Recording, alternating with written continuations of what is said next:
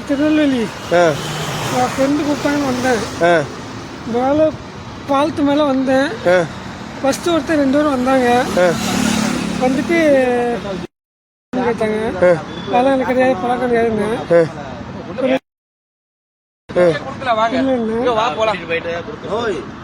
இங்க கொடுங்க. வா வா நீ வா நீ வா. தெரிஞ்சவனும் கிடையாதுல்ல.